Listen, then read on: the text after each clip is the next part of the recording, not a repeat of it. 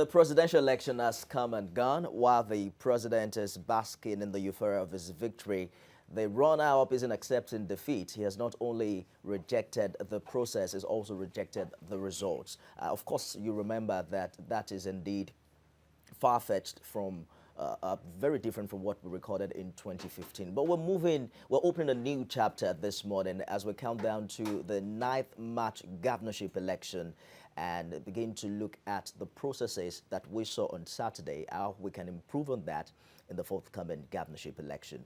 I am Nifemi Oguntoye. Welcome to the program. I'm joined now by Joe Igbokoye, APC Publicity Secretary, Lagos. Good morning and thanks for joining us. Good morning. And let me say congratulations on your party's victory Thank you. on Saturday's presidential election. Let's look at what we're looking forward to now, the governorship election, and especially how INEC appeared to have performed on Saturday. The UK has not only congratulated the president, it has also said that these results is what Nigerians can believe in. Quite a number of foreign observers have also congratulated INEC on the process. But many are concerned about the huge number of rejected votes in the presidential election. It's way in the surplus of 1 million. How do you think that can be checked? Moving on. Well, you know, there were too many people on the ballot, and people got confused. I saw one woman printing almost all the parties. It was difficult for them to trace even PDP or APC. I mean, the major parties. So these are the issues. I don't know. I don't know how we got these 70-something political parties. You know, you can see when the results were being announced, you see the time dissipated in calling their names to 15 votes, 20 votes, and all that. I mean, we have to get serious about the issue of registration of parties. If you don't have, just put benchmarks, put standards in place that will make you, if you want to be a political party, it will take you it take something from you to register a political party. Don't just register, they make things very easy for them to register. Some of them, many of them, majority of them are targeting funds, election funds, and nothing more. It's apparent from the results we saw on Saturday, where the winner won with 15 million, the runner-up at about 12 million votes, and then the third party just had a little over 100,000 votes. But what way do you see this emerge? Because there are some who would tell you that everyone has a right under law to apply to INEC to get his party registered. No, they said raise the standards. That's what I'm saying. There's nothing wrong in doing that. Just raise the standards so that not every Duke and Harry will have a political party. Me and my wife parties, you know. It doesn't make any sense. I said the target of 90% of them is just the money, election funds, or waiting for the parties they will endorse, candidates they will endorse and get money, even though it's just between the man and his wife. That's what we're saying. If I am the INEC chairman, I can't register if you don't have 100 million in your account. If I can, I will detail people to go to across Nigeria, 36 states, including Abuja, to look at your offices, not houses, people's houses. These are standards. To be sure that there are structures on ground. Yes, before I have just told you the target is money, and those they will endorse. Me and my wife, they will just go and collect people. We've seen it now. There's 20 political parties endorse this. They are not more than, that's 20 political parties are 20 persons. 20 people. All that people that are following are just people that gathered on the street. We have to get serious. Well, the Saturday election did not come without its challenges. Yes. One of it is violent attacks reported, even in Lagos, where ballot boxes were reportedly burned and quite a number of fightings here and there. How do you see security agencies, improve on their performance as we count down to the governorship election? You know, we have to improve on the security. A situation where you just put one policeman there and just go in volatile areas cannot work. We need to really invest in security. Two is that those who did those things, the cameras pick them. They need to be punished. If offenders are not punished, hearts are schemed to continue to do wrong. So get them punished. But all of these thugs, they are not independent like INEC. they are sponsored by political parties. And you don't see parties also being actively involved in checking violence during polls? Let me tell you what you don't know. I, as a leader of the party, cannot tell anybody to go and do that. You see, they are fighting they feel they are fighting for their party. That's all. But the perception is that they're financed by some parties. No. They're armed by some political bigwigs. People do things without recourse to any, or people asking them to do that. They believe they're defending their own. They are fighting for themselves. You know, I can tell you this. I'm not ruling out the fact that they may have been sent by people who their children are overseas. Their children are in US, Canada, all over the world. But they will use other people's children as canon for us, you know. So I'm not overruling the fact, but leaders should be very careful what they do. But I can tell you, given my experience as the spokesperson of our party, some people take it upon themselves to go and do these things without anybody prompting them, or without anybody asking them to do. All they know is that they are fighting for their party. I can tell you this, they are fighting for their party. For nothing, not even a dime. Those people you see outside there, nothing gets to them. Nothing. Nothing gets to them. And now there are some who have said that until we have these people prosecuted, then we might not win this war on violence during election. Let me tell you, it came up this morning because this is my second outing this morning. I said, when we were shooting armed robbers, when we were tying them at the stake to shoot them, next week you see here about armed robbers. It will not stop. But jail the offenders first to serve as a deterrent to others. Is that the position of your party on this? Yes, that's the position. Get the offenders. The cameras are there. This is the era of social media. The TV station I visited this morning, they showed the video. Some people were responsible, and I'm sure some people were picked up. They must be made to face the right of the law. Do you think that politicians are more desperate for the governorship poll than the presidential one was on Saturday? No, both of them are very important. But we've seen a lot of internal party challenges, especially in the Southwest, as regards who emerges governor. In Ogun, for instance, there's a division, between... The same in Imo State. In Imo State. And it's really important to note at this time that we're entering into an election where there appears to be multiplicity of interest even within the same party. Do we have that? The struggle for power is not a tea party. It's not for the weak minds. If you don't stand, people will push you. If you don't stand and fight back, people will take you away from your seat. It's not a tea party. Nobody wants to be on the back seat. Everybody wants to be on the front seat. Let's look at how your party performed on Saturday and the implication of that on what we expect to see on the 9th of March. Prior to the 2019 presidential election, the National Assembly attempted to tamper with the ordering of the election timetable. The perception is that once the presidential election is done with, there seems to be a bandwagon effect. So we saw the president in Ogun State say to the people, vote whoever you want. Now, there are some who have said that now that Amosu has won for Buhari in Ogun, then it's likely that his party or whoever is supporting in the governorship election under the platform of the APM might also be coasting home to victory. What are your thoughts about that? APM in Ogun State. What's the name of the party they used in Imo State? AAC. AAC is APC. I think it's AA. AA is APC. IPM is APC. That's the only thing I would say. But it will be different for the governorship election. In Ogun State, there are two candidates. There is one for APC. There's a different one for APM who has the support of the state governor, the same state governor who had won an election for the president. Okay, we have crossed the first hurdle. That is the presidential election. Anything can happen there. Anything can happen there. Whether it's ACO or APCO, they are all APC. They will come back. Is your party... Let me tell you. Let me tell you this. APC is on the ballot. APM is on the ballot. Whoever wins out of the two is APC. So leave it. It's in our pocket. Both of them are in our pocket. I think I get your point now. So you're saying that even if the APM emerges, it's still APC. APC ni tokon. I mean, is your party concerned, really? Is your party concerned about the fact that you have won lesser states now in the Saturday's election? The last election in 2015, the APC won about 22 states.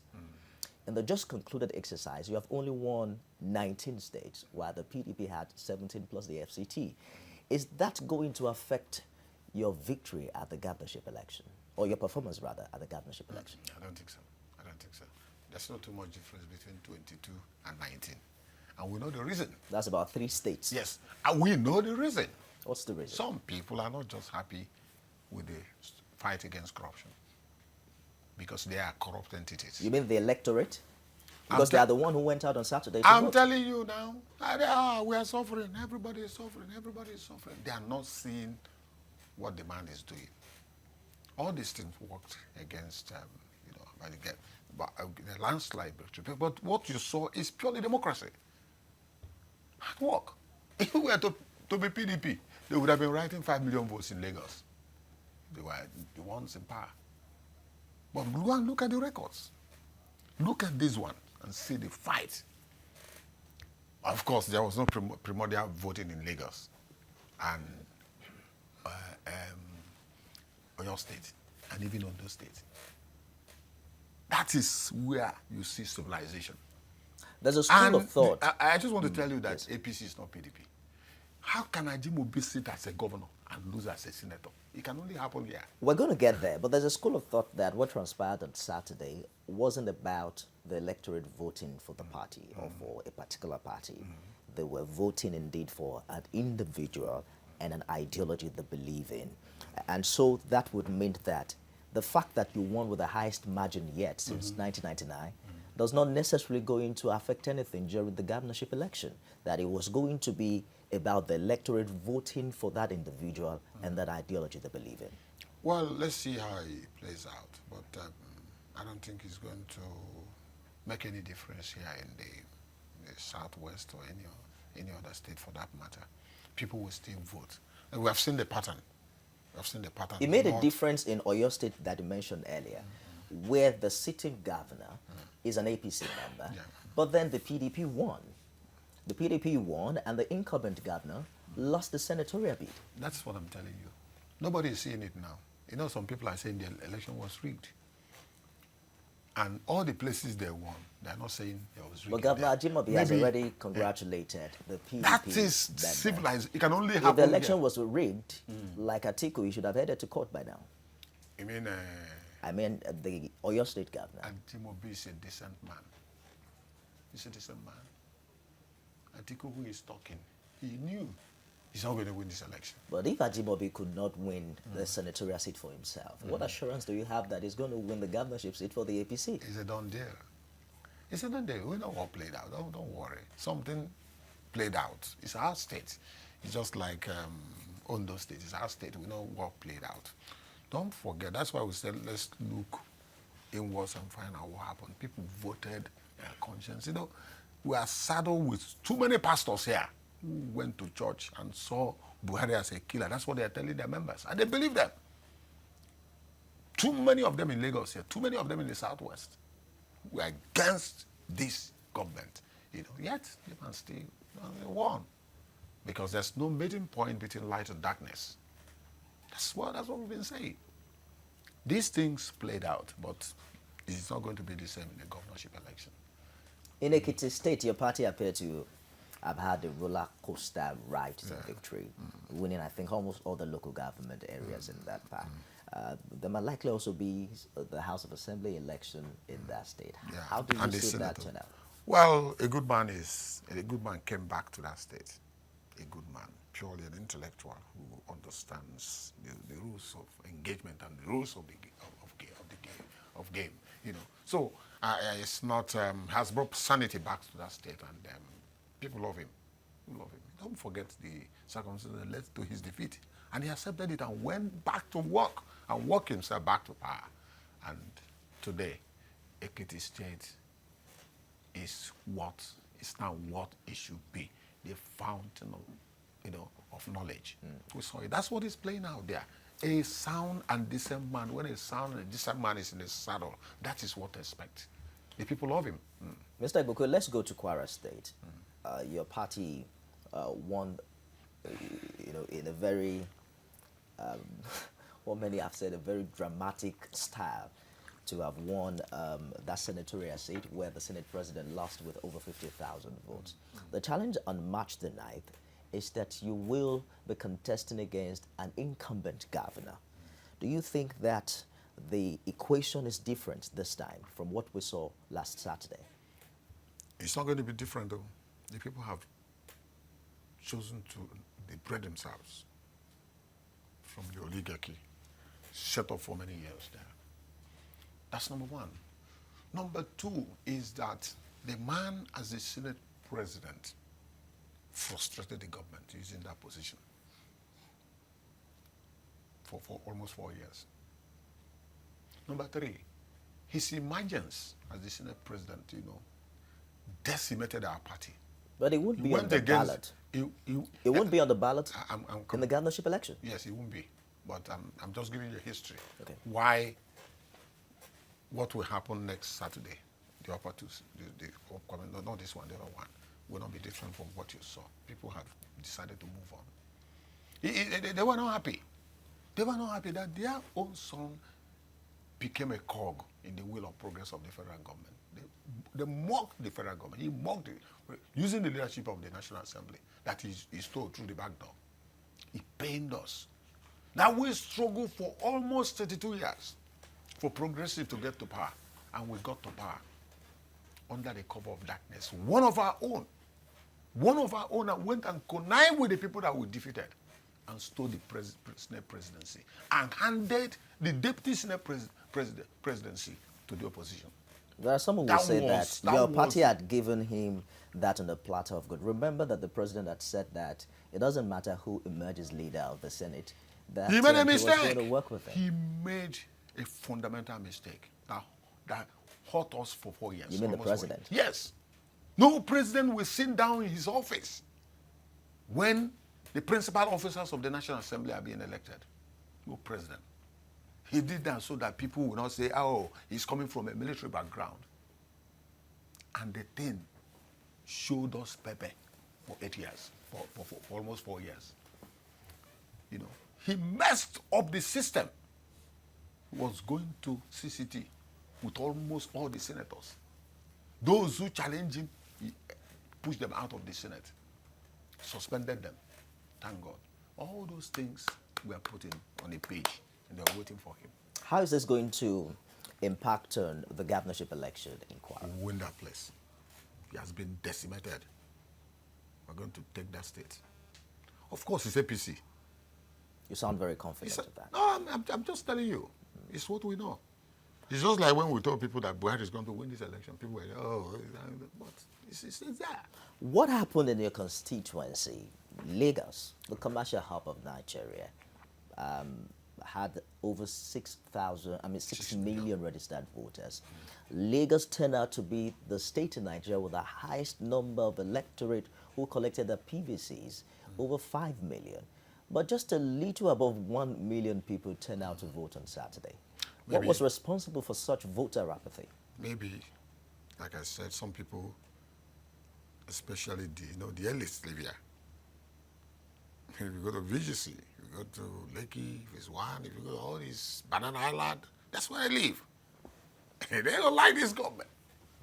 That's why in the vice president polling booth, they try to vote, to try to show him there that this is where to go. They are not getting what they are getting before. Feeding bottles were taken away from their mouths, and they are not happy about it.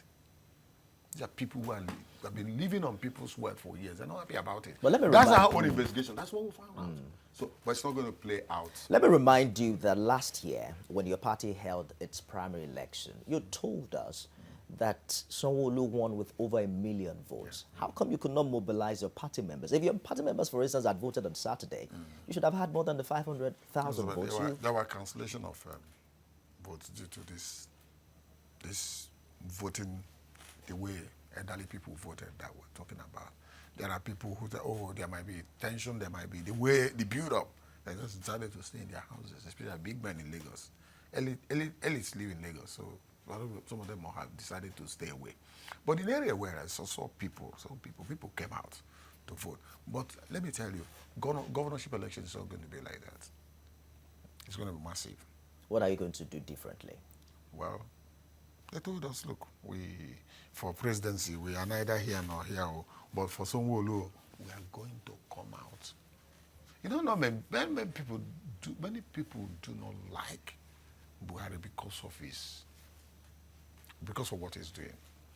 Even though he's working for them, they are not saying it.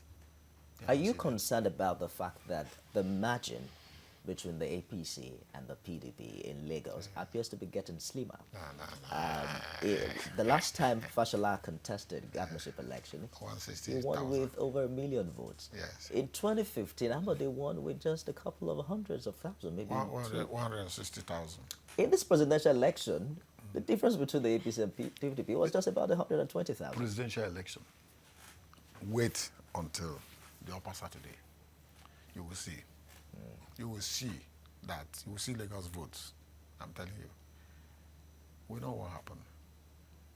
You keep saying you know what happened. What exactly happened? No, the Ambode is not on the ballot. It's PAB that's on the ballot. So, you know, Lagos is the land of civilization. This is where the churches are. They've been talking against the president because the money is no longer coming in. They are no longer getting the kind of money they are getting before. So everybody's pointing accusing finger to the president. And they tell their congregation, this is where to vote. This is where to vote. This man has brought hunger in the land. They do not know. They did not know what the man was doing or what he's doing. That the man is building for tomorrow. But these are fake pastors. Fake pastors. We have found, their sins have found them out. But the rest is now history. We're talking about next week. You have Igbo origin. What is this thing we're hearing about between Igbos and Yoruba in Lagos, aftermath of the violence during the election? No, don't worry. P2B was on the ballot. And our people decided to vote. And there's number. And our host communities may not like it. May not like it.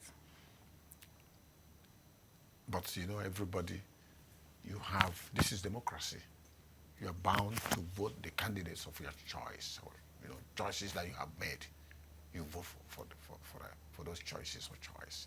You know, but when you come out openly and begin to, you know, make public what you are supposed to keep to yourself and brag about it, you can infringe on the right of other people. And again, when you go to say you must vote for this candidate, then you are infringing on their fundamental human rights. I will leave it that way. These are some of the things that played out. You know, do whatever you want to do without having to make noise about it. But don't forget where you're coming from. There were mistakes in 2015. Another mistake has been made in 2019.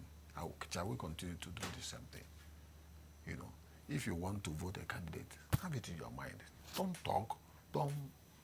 Don't offend the sensibilities of other people or the sensibility of other people. Don't do that. On the other side, don't force people to do what they don't want to do. I say, you must. It's not a must. Because you must not forget that they have somebody on the ballot who is one of their own. I'll just leave it that way. Over the years, Lagos has been a home to multiple ethnic groups. Yes. You are a testimony to it. And we'll even see people of Igbo origin win elections in Lagos. How do you intend to protect this unity, you know, amongst the different ethnic groups ahead of the governorship election, given what transpired on Saturday? Let me tell you, Igbo people love Lagos. I know I came to Lagos, and I have prospered in Lagos beyond my imagination, beyond my thinking those days. And I owe my loyalty to Lagos. Just like every other human. Whatever what Igbo people have in Lagos, they don't have a quarter of it in Igbo land.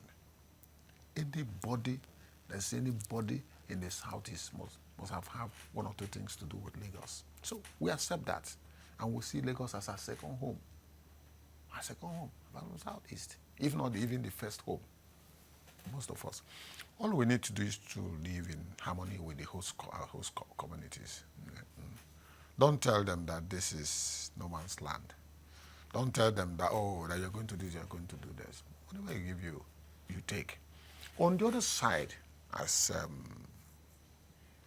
the Lagosians, if somebody has lived with you for close to 30, 40 years, I mean, there's nothing wrong in trusting him. Give them little positions. Encourage them to serve you. We have how many lawmakers in British Parliament? How many lawmakers from Nigeria? The same in US. Nobody is going to carry Lagos to Newi, where I come from. If you like, build 1,000 houses in Lagos, you're not going to carry it to Newi. Some of them I know, they have died.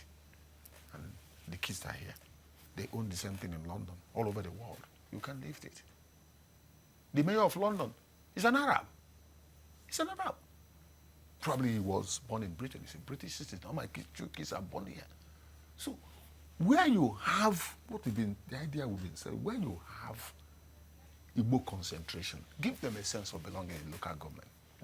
If someone goes and says, oh, my brother is there, my sister is there, he begins to feel that this is his state. That's what the way it should be. I think the Nigerian constitution should be really redefined. There are people who have said to that make way for citizenship. We have to. That if you stay in a state for, nobody is going to take anything away from here. I get your point precisely, that we need to evolve from state of origin give to them a citizenship. sense of belonging. Lagos is doing it. But isn't Lagos leading as an example yes, in that area? they're leading. Lagos is, I am from Newi in Anambra State, and I've been serving Lagos for close to 15 years now. I came to Lagos after my graduation in 1985, and I've been here since then. So there's nothing about Lagos that I don't know. I mingle with their leaders, the highest at the highest hierarchy. And they recognize me, and I recognize them. So I think we need to open up, unbundle the process. And so that this kind of... the issues... It's not only when elections come, you remember them. It's not keep them sense of belonging. The issues aftermath the presidential election in Lagos appears to be threatening what we have seen in Lagos over the years, where people of other origin have emerged as members of the House of Reps and all of that. How come we don't have political parties coming out to talk about it, to bring all of these different groups together, sensitize them, and further reinforce that assurance that Lagos is accommodating and speak to other parties, even as we come down to an election? That's what we're saying. If you have 40 members of Lagos State House of Assembly, if you have 2 or 3 from other, at least make sure you have 1 other community, and 2 Igbo community, 2 from Igbo stock, and then they will be there. So if there's something is happening, they will feed back to their people. There's nothing wrong in that. That's called diversity. And Lagos as the center of civilization should be able to do that. They should be able to do that, to encourage people to serve. It's only Lagos that can do that. If Lagos, anything you do in Lagos, other people will copy. I remember when I was in one agency, a new agency like that, all the states all over the federation were coming to me. All we need to get the law and remove where you see Lagos State, you put their state, and that's what they used. I set up that agency in about 14 states in Nigeria. That's Lagos for you. We're looking forward. I think Lagos and our people have been living in peace and harmony, and it's going to remain like that for a long time. We look forward to see a time when perhaps an Igbo man would also run for election in a place like Kano and win. Well, all over Nigeria, we must do it. We must clearly define the citizenship of this country. Apparently. We'll talk more about this. So this. that wherever you are, you see yourself as a citizen and you start working, it is going to help us. What you need to vie for any position in America is because you are there in that morning. Let me hold you very briefly. When we return after this break, we'll turn our attention to the preparation of the electoral umpire as we count down to the governorship election on March the 9th, as well as elections into the houses of assembly across the country. Do stay with us.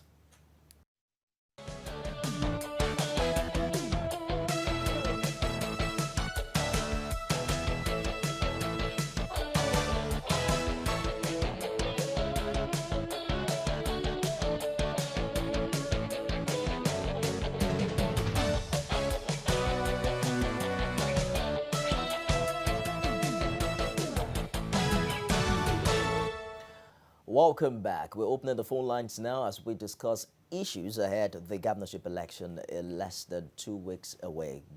Joey Bokoe, APC Publicity Secretary, Lagos. Thank you for staying the course on the program. Earlier, we talked about some surprises in the presidential and National Assembly election. How about the Senate president was not returned? The state governor in Oyo State did not win the senatorial bid. In Kogi State, something amazing also happened with the re-election of Dino Melaye. Or one would have thought that Dino did not have the chance to campaign. I mean, the fact that he won further reinstates his popularity in that part of the country. But how do you see that impact on the governorship election? Well, I don't know what is going to happen, but it's all good for democracy. If it were to be in the days of PDP, it would have been pushed out. But these are some of the things that happened that we need to take mental notice of. Oyo, Ondo, close encounter in Lagos, Dino, and other people that returned. Dogara returned. Nobody's wishing anybody, except if you box yourself to the corner, people will take that decision. Maybe his people still like him. And nobody, he could have been influenced. All you need to do is to work on that area. Work on that area. If you like, you use money. Use money to work on that area. You're saying it further enforces the credibility of that process. That's what I'm saying. That's what I'm saying. Just look at it. Look at the margin. I wanted to show you the margin the PDP was using to win the presidential election until Kadrida was introduced in 2015.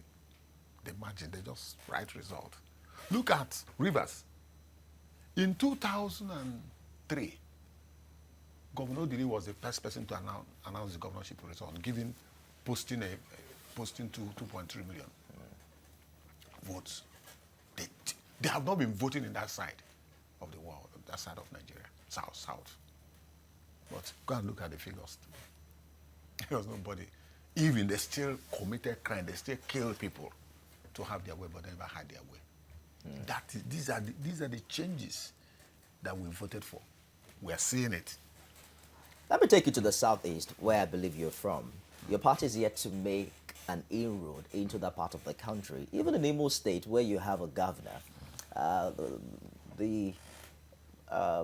Governor Okorocha was only able to add about 7,000 votes to what your party recorded in 2015.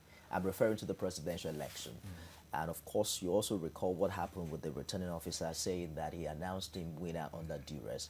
All of that are issues that will be discussed subsequently. But I think it was in Akwa Ibom, where we had the minority leader, Godswill Akpabio, decamp to your party. Yes. It inspired a lot of followership. We saw your party's campaign in that part of the country. But even him did not win that election. I saw his interview yesterday where he felt that he won and that he was going to contest it in court. Yeah. But how do you see your party perform in that part of the country ahead of the governorship poll? Now, let me start with Southeast. That's an improvement. At least the president got more than 25% in some 3 states in the Southeast, 3 or 4 states in the Southeast. South also, if you look at Akwa Ibom, you will see a close figure. That's an improvement, you know.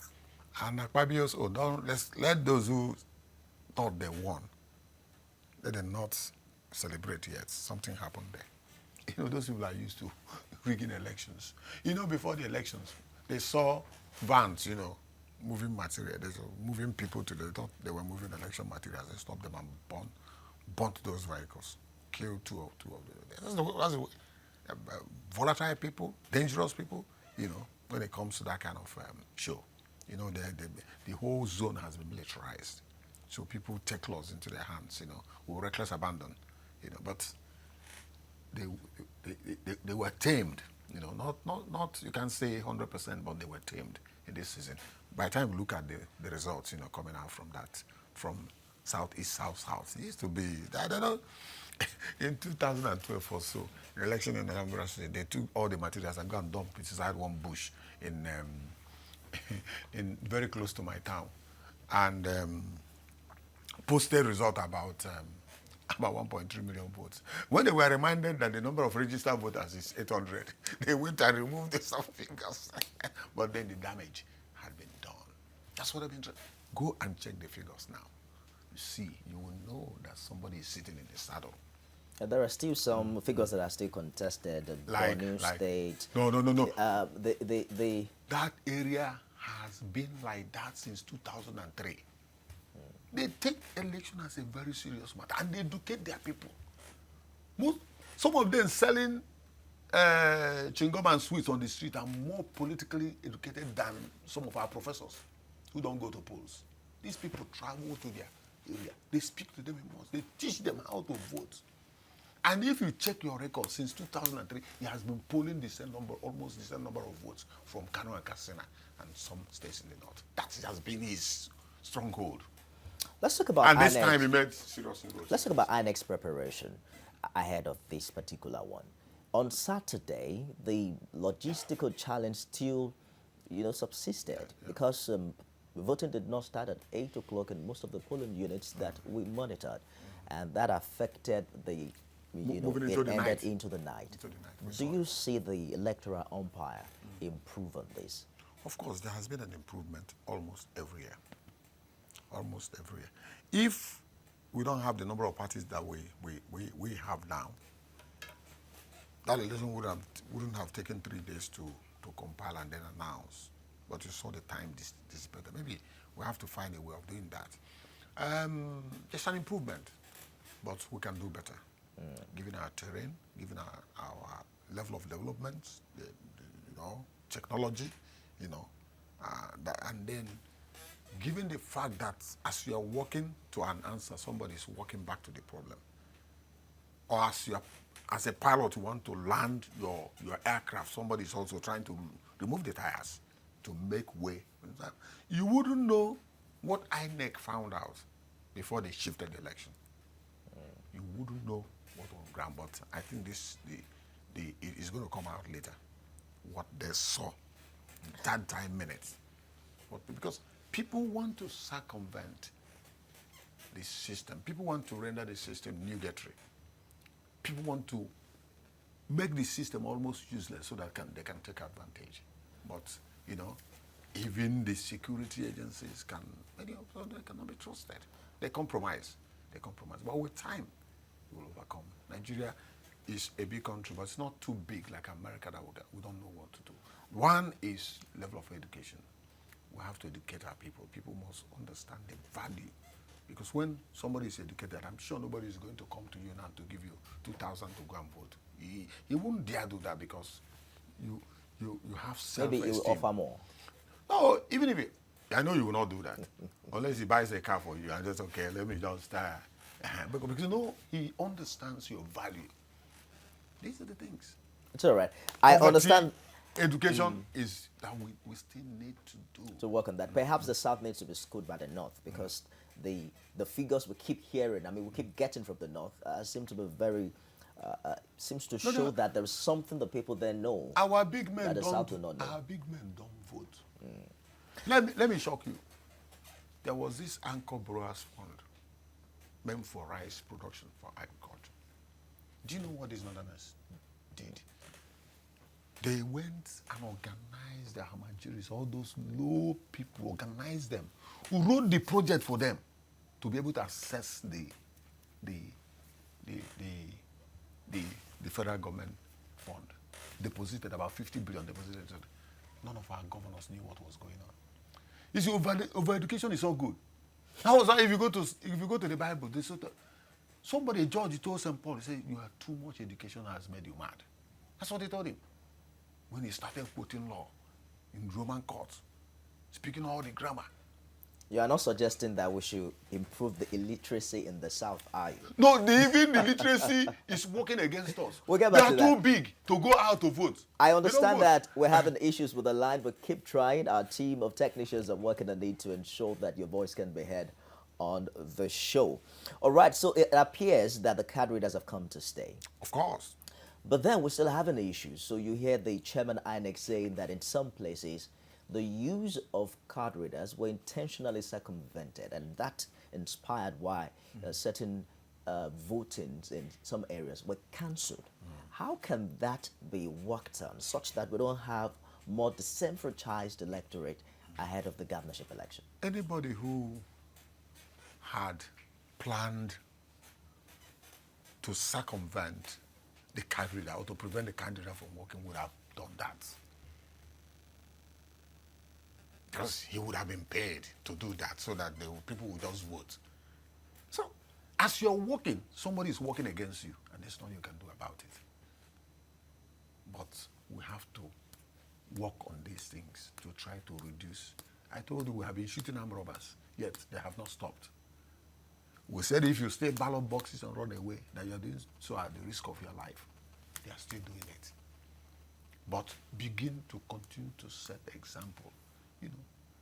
You know, few people, one president from Philippines said we must do whatever we can to protect majority of good people from the hands of the minority, dangerous minority. Whatever you can do. Just stay there. Lawbreakers will continue until you kill them. You know why armed robbers, when they get money, they go and eat it in a hotel with women? Because they don't know what is going to happen tomorrow.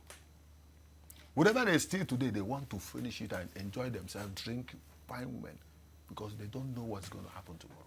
He has not put any value in his life. And this is what he has known for years, and it's not going to. When you do something for many years, it becomes part of you. All habits die hard. So that is it. I get your point. We must live with problems are part of life. That's where I'm driving to. Problems are part of life. I get the point, but the challenge is when these problems begin to affect a huge number of votes. Then something must be done about it. You know that there's something pretty wrong. And I'm sure the system or the government is doing something about it. Let's talk about the security infrastructure.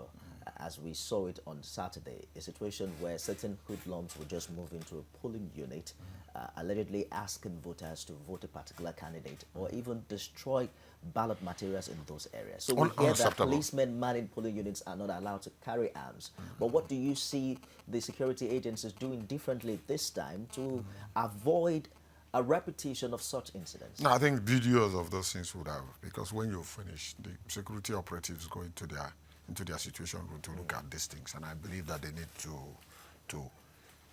If you don't shoot people, they won't listen. If you don't use somebody to, not shooting an innocent person, though. When you see somebody grabbing ballot boxes or trying to damage the votes, it's an attack on the corporate existence. Well, that's against the provisions of the Electoral Act. If you snatch a ballot box, what the Electoral Act provides is take him to 2 years imprisonment and perhaps a fine of maximum 500,000 No, we have to amend that law. Shooting at an electoral fraud. Or someone snatching a ballot paper. Maybe that was the lacuna they saw. What I'm saying is that shooting, your idea of shooting is flagrantly, it is against the law. That's what I'm saying. So maybe because and that was why people had issues with the president's comment. They came up. The president might have said such things, to scare people away. But I'm telling you, in the next election, it has to be properly inserted into that law. And apparently, it did not even work, like you have said. It didn't work now. It didn't work. It's just an attempt to deter people because of the report they have or they had before postponing that election, because people had planned very terrible things. And when their plans were shattered, they became desperate and all that. But I can assure you, as problems come, you attack them. We have seen the flashpoints, and there are some who have now suggested that police personnel might have to carry arms, given the way and manner thugs have expressed themselves. What are your thoughts about that? No, I have no. I don't think I have a second opinion on that. This is what we must do. If you have read Things Fall Apart, it says, since men have learned to shoot without missing, a naked bird has learned to fly without passion. You have to. You have to carry the big stake. The implication of that might also be that it's going to be fatal. Fear in the heart of the innocent fear. person. No, fear who in was the supposed heart to of come to those who vote. will do. No, no, no, no, no. If you are going to the polling booth to go and do your civic duty, you can't run forward of the law. You are protected. It's when you go to polling booth to go and do some funny things, that's when you need to fear. You should not fear. And the challenge is that Nigerians have heard stories of People, you know, innocent people. innocent people. It happened even in this election Let- where let- an official was shot by a stray bullet. Let me tell you Was hit by let a me stray tell bullet. you my experience as a voter for years. I lived in a place in Ijesha to do for 18 years, and I always go there to vote. Every election day, it's a mob action, and they will tell me, "Don't come, oh. If you don't have police, don't come," because all the area boys in that area would besiege that my street. Because where I lived is this house here. The next house is the polling booth. But I always go. I have myself prepared. They will be coming from all corners to that street to meet me. So we visit my house. Last week I was coming home. My son called me and said, "Daddy, they're everywhere on your gate. Oh." We live with it. We live with it. We're not afraid. But treat them well. They are human beings too. We treat them well. When it That's comes why to they come. when it comes to violence in election, the ball stops at the political parties Yes. because they are the one who are contesting. They are the one who have something to lose. They are the one who mobilize the boys. How do we get the political parties to act within the laws No, no. and ensure that they don't mobilize the boys to disrupt the process? Some people are just terrible, including those who are supposed to know better. And there's nothing you can do about it. When they see that they are losing, you will see them mobilizing their people to go and fight. And they will hide. Their children are not there. And there's no way to tell these boys to be mindful of their lives. How can somebody keep his children overseas and use other people's children to go and form in trouble? They use them for peanuts. For peanuts. And that will bring us to what we are talking about, education. Education. And poverty. When somebody is poor, he can do anything. How can you give somebody 1,000 and he's ready to die for you? 1,000. The only So, but the challenge business- now is it no. appears the more educated you are, the more likely you're not going to turn out to vote, like what we've seen in Lagos. No, it's been like that. They fear. You know, if you're a big man, you don't want to die. They fear. Somebody brought a video of voting in VGC. It was like a party. They put canopy on themselves, then they were prepared well food for seated. themselves. With that, then they brought polling booths in one funny corner. It's a two different world. It's a different world. You know, that one, because they're in VGC, in Surrey, big men will not want to come out to meet in an area like Chirekate where I vote. They don't want to come out. They don't want to come out. They don't vote. They don't vote. So, one is a situation where people must see election as one vote is important. One vote is important. You have a situation where people won an election with one vote. Let's talk about vote buying as we count down to the 9th of March. So they say you politicians have devised a new means now to transfer money even way ahead of the election day. And that is why police have not been able to, you know, get you or catch you in the act. Does your party also, you know, do that? I wouldn't know, but you know, you mobilize people. You can't run away from it. What's the thing like Joe between Kane- mobilizing people Joe Kane and was- buying their votes? I'm coming. Joe Kane was the campaign manager for Richard Nixon in those days in the United States. And I asked him and said, what does it take to win elections? He said, first is money, second is money, third is money. You need money to move people.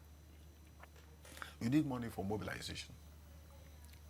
Even somebody who is going to start in my street where I go to vote, it's a carnival. We cook. We buy drinks.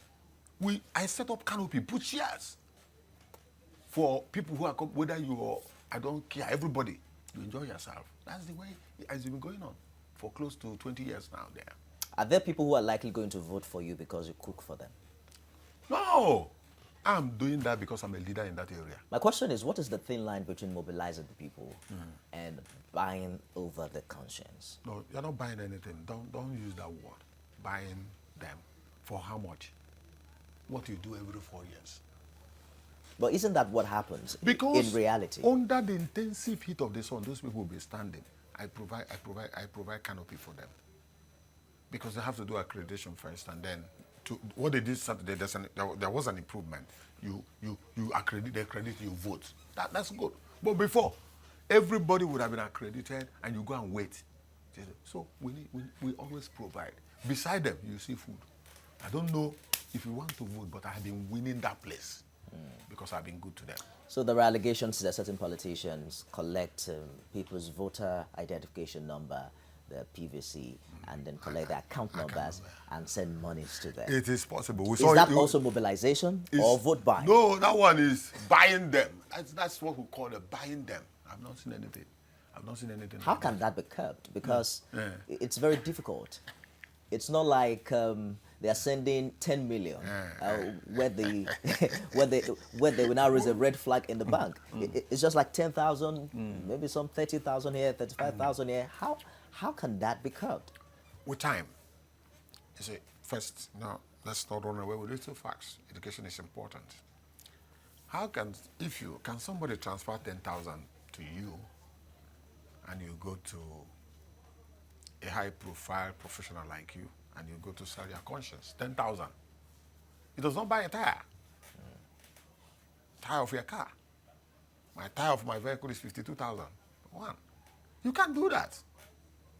You can't do that. So, education, poverty. The perception is also that the political leadership will overcome. Intentionally keeps the people poor so that they can buy them over, manipulate them, and then use them for their own purposes. If you do that as a leader, your children will be poor also. I don't think any leader who is worth his salt will do that. If you do that, because what goes around will come around. Your family, your children, your tree, pumping all the dollars in the world to train will be poor. We're wrapping up now. God forbid. Let's talk about Lagos for a bit as we go. The election is going to be on the 9th of March. I have given you the figures, how the margin is getting slimmer by the year. What are your thoughts about this one? What strategy do you have, and what do you expect in Lagos? The Lagosians will vote for us. Now that we have Buhari, in Abuja, that's number one.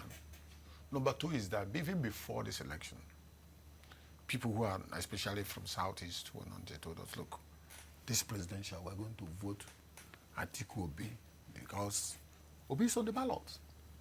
As a vice president. If Atiku had won now, he would be the vice president of Nigeria. And you saw their votes. So give it to them. It is their son. But they told us that after voting, they will come back to vote for Sanwo-Olu. And I know that some people did not vote for president because they're not interested. They said they will come back to vote for the governors. Many people did not come to vote because they feel that one does not concern. They treat Lagos as a country. This is the 5th largest economy in Africa. It's all right. So they are coming massively. They told Sanwo-Olu on his face. We might have to just wait and see how things turn out on the 9th of No, we'll March. come back here. Joe Boko is I'll come here to APC prove to you. Publicity Secretary in Lagos. Thank you for joining us Thank you. on Thank the you. program. We're looking forward to see the electoral umpire INEC improve its processes in this forthcoming governorship election. We're also hoping that more people will turn out to vote. As we speak now, less than 40% of registered voters turn out for the presidential election. That's our show today. We'll be back tomorrow. Hopefully, Uncle Yuri will be able to open the phone lines for you. I am Nifemi Oguntoye. Thanks for joining us.